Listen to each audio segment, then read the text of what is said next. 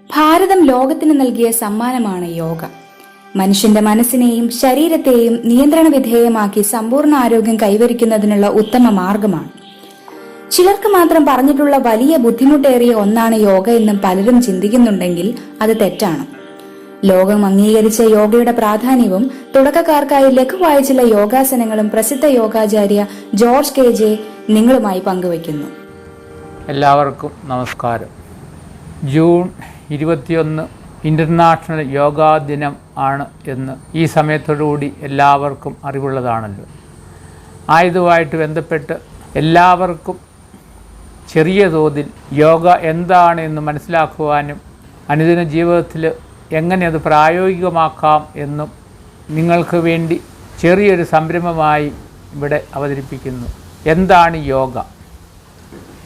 യോഗ എന്നാൽ ഐക്യം, യൂണിയൻ, ശരീരത്തിൻ്റെ മനസ്സിൻ്റെ ആത്മാവുമായിട്ടുള്ള ഐക്യം, ജീവാത്മ പരമാത്മ ഐക്യം. ശരീരം എന്താണ്? നമ്മൾ കാണുന്ന ശരീരത്തിന് മനസ്സുണ്ട്, ബുദ്ധിയുണ്ട്, ഹൃദയവിചാര വികാരങ്ങളുണ്ട്, ആത്മചൈതന്യവുമുണ്ട്.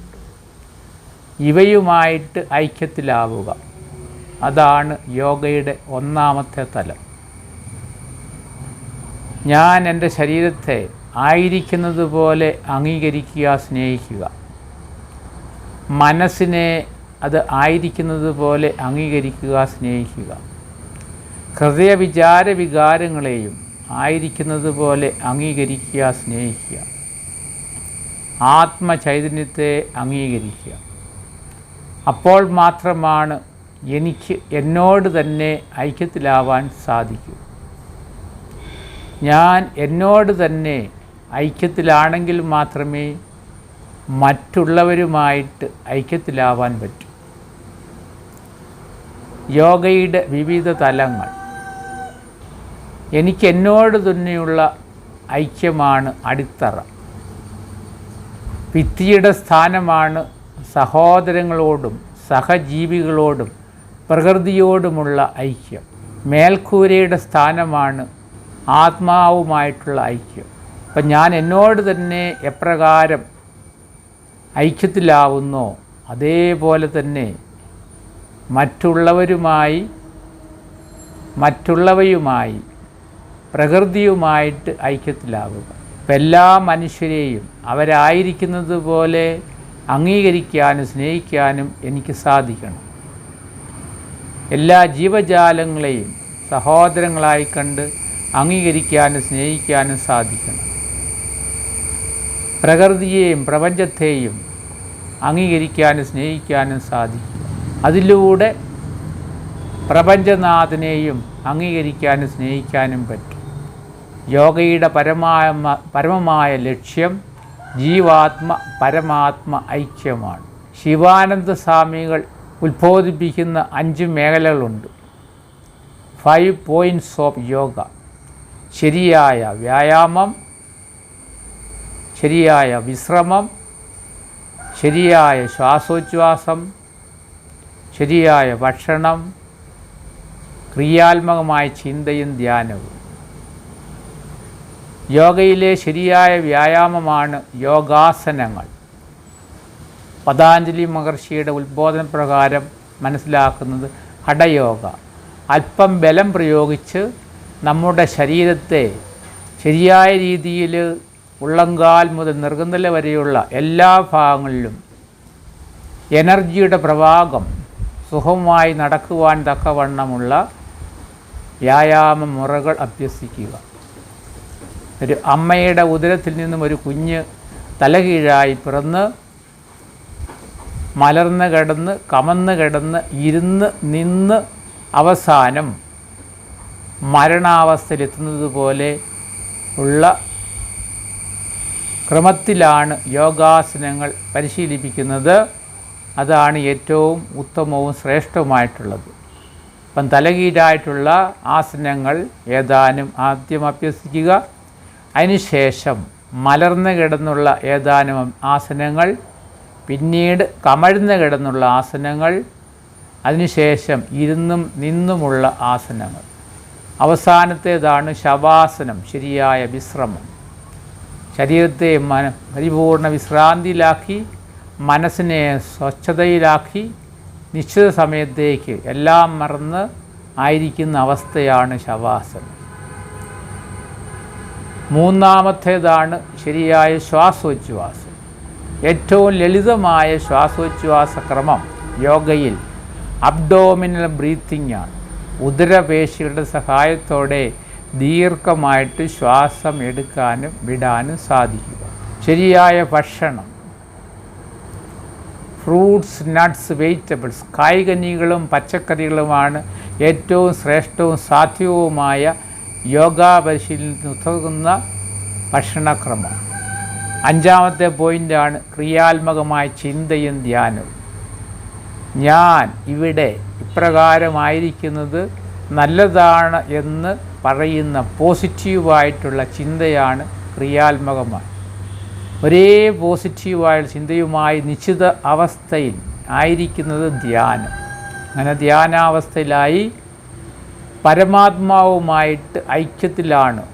ഞാനും എൻ്റെ പിതാവും ഒന്നാണ്, അതേപോലെ നിങ്ങളും എന്നിൽ ഒന്നാകുവിൻ എന്ന് യേശു പറഞ്ഞിരിക്കുന്ന ആ വചനം പ്രാവർത്തികമാകുന്ന മേഖലയാണ് ജീവാത്മ പരമാത്മ ഐക്യം. അപ്പം ഈ 5 പോയിൻ്റ് എല്ലാവരും കൃത്യമായിട്ട് ഓർത്തിരിക്കുക. വെറും വ്യായാമമുറയല്ല യോഗാസനങ്ങൾ. ഈ 5 പോയിൻറ്റ്സ് മനസ്സിൽ സൂക്ഷിച്ചുകൊണ്ട് വേണം യോഗാത്മകമായ ജീവിതം നയിക്കാൻ ആഗ്രഹിക്കുന്നവർ ഈ തലത്തിലേക്ക് ഇറങ്ങിത്തിരിക്കുക. ഇതൊരു ജീവിത രീതിയാണ്, ഇതൊരു ജീവിത ശൈലിയാണ്. ഇതിലൂടെ മനസ്സിനെ നിയന്ത്രിച്ച് ആത്മബോധത്തിലേക്ക് എത്താൻ സാധിക്കും. ശരീരത്തിലൂടെ ശരീരത്തിന് അതീതനായി, മനസ്സിലൂടെ മനസ്സിന് അതീതമായി ആത്മബോധത്തിലേക്ക് ഉണരുവാൻ ഒരുവനെ സഹായിക്കുന്ന ഉത്തമമായ ശാസ്ത്രീയ ജീവിത ശൈലിയാണ് യോഗാത്മക ജീവിതം.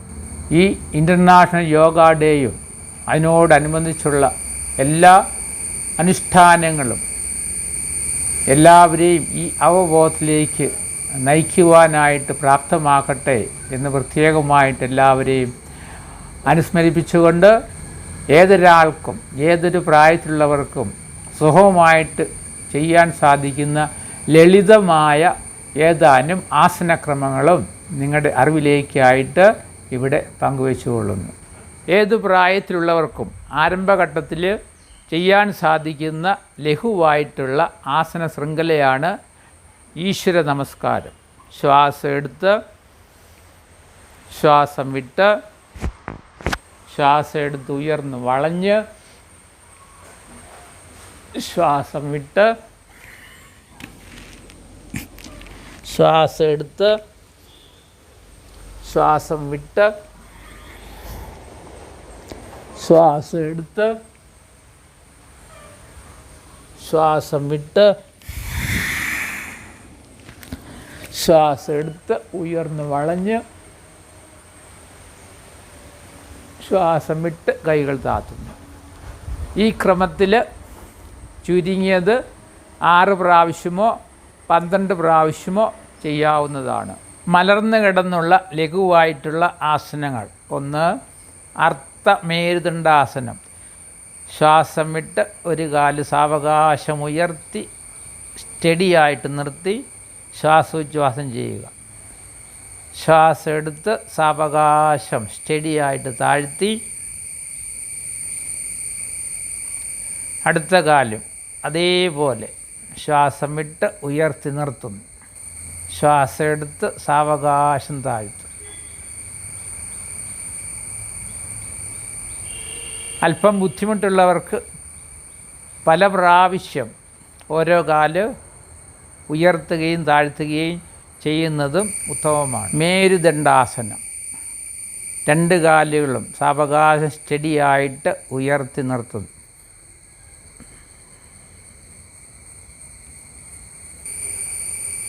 ശ്വാസം എടുത്ത് സാവകാശം സ്റ്റഡിയായിട്ട് കാലുകൾ താഴ്ത്തും.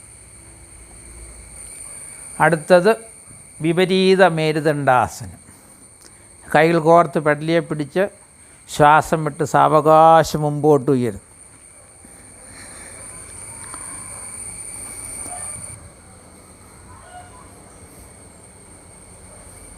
ശ്വാസം എടുത്ത് സാവകാശം താഴ്.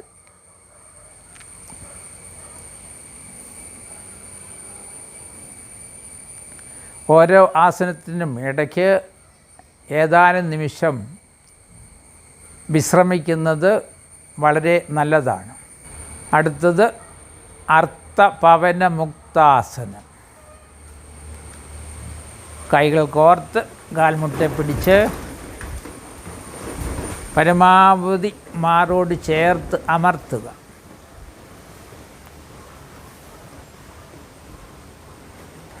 ഉത്തിത അർത്ഥപവനമുക്താസനം. ശ്വാസം വിട്ട് തല മുമ്പോട്ടുയർത്തി കാൽമുട്ട് ഷോൾഡറിനടുത്തേക്ക് അടുപ്പിച്ച് നിർത്തി ശ്വാസം എടുക്കുകയും വിടുകയും ചെയ്യാം. ശ്വാസമെടുത്ത് തല താഴ്ത്തി കൈകൾ താഴ്ത്തി കാലുകൾ നേരെ മുകളിലേക്ക് ഉയർത്തി സ്റ്റഡിയായിട്ട് താഴ്ത്തി. അടുത്ത കാലും അതേപോലെ ആവർത്തിക്കും.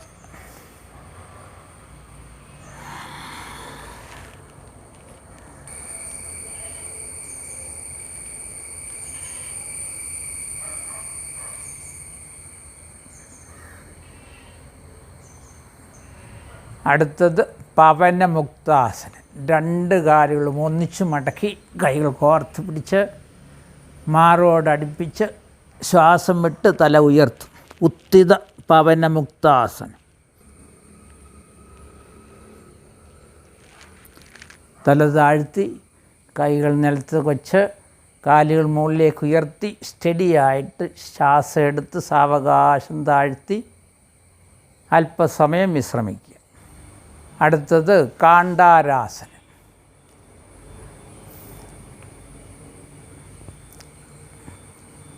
ശ്വാസം എടുത്ത് അരക്കെട്ട് മാക്സിമം ഉയർത്തി ചെസ്റ്റ് താടിയേൽ അമർത്താൻ ശ്രമിക്കുക.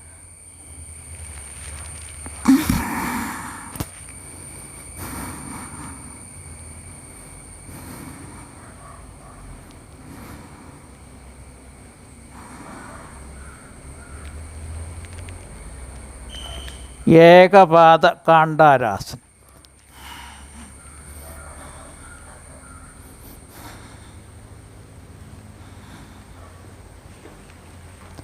അടുത്ത കാലും അതേപോലെ.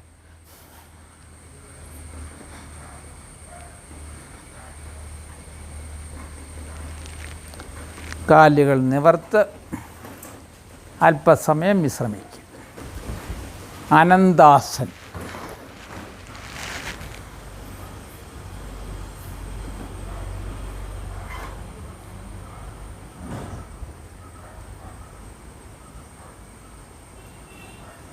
അടുത്ത വശം.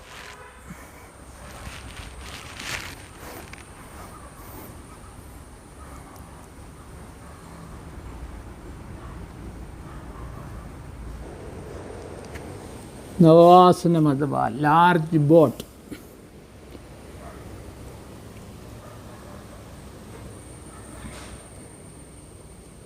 സാവകാശം താഴ്ന്ന്. അടുത്തത് സർപ്പാസനം. ശ്വാസം എടുത്ത് സാവകാശം തലയും ചെസ്റ്റ് മാക്സിമം ഉയർത്തുക.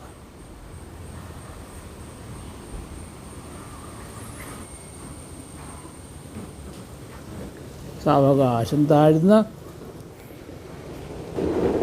അടുത്തത് സ്മോൾ ബോട്ട്. ശ്വാസം എടുത്ത് ഉയർത്തുക.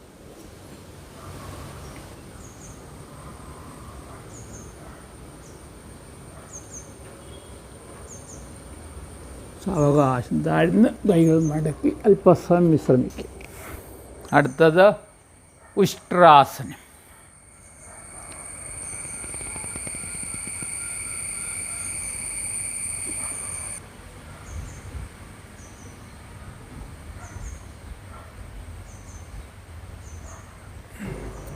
സാവകാശം നിവർന്ന് മലർന്ന് കിടന്ന് ശവാസനം. വലത് കാൽ ലേശം ഉയർത്തി സ്റ്റിഫാക്കി താട്ടിടും. ഇടത് കാല് രണ്ട് കാലുകളും ബട്ടക്ക്, വലത് കൈ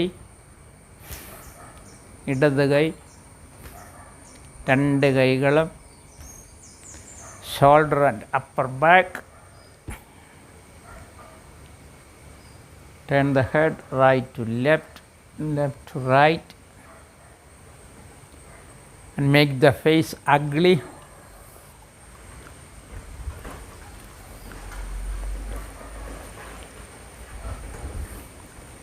Eyebrows and forehead up and down. Open the mouth, blow out through the mouth.